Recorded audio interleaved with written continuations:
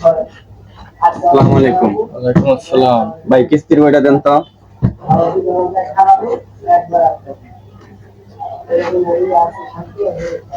খাইছে রে, 3 দিন ধরে কিস্তি দেয় না। ভাই কিস্তিটা দেন।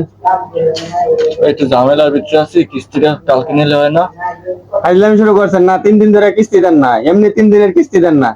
বলছি চালু তো করে একটু দেন। ঝামেলার ভিতরে আছি। ঝামেলা টামেলা বুঝি না, কিস্তি দেন। এই ঝামেলা টামেলা প্রতিদিন ঝামেলা টামেলা বুঝতে পারবো না।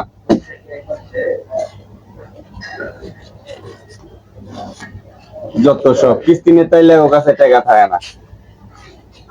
আচ্ছা, পেঁয়াজ আছে পেঁয়াজ? না চাচা নাই। কেন পেঁয়াজ থাকবে না বেটা? এই এত টাকা বেচা কিনা করিস, কি পেঁয়াজ করবো থাকে না? চাচা, যে কয় টাকা বেচা কিনা করে সব কিস্তি দিতে দিতেই শেষ হয়ে যায়। এলে একটা কথা বলে বা, মাত্র আজকে হলো 18 তারিখ, তাতে কিস্তি মিস্তি সব দিয়ে শেষ করেছো তুই। 18 তারিখ হয়েছে, এখন পর্যন্ত দোকানে ভাড়াই দিতে পারি নাই আমি। যে ভাড়া দেশ না, তাহলে তাহলে দোকান বন্ধ করে দিও। দোকান চলা লাগবে না তো, ভাড়া তুই।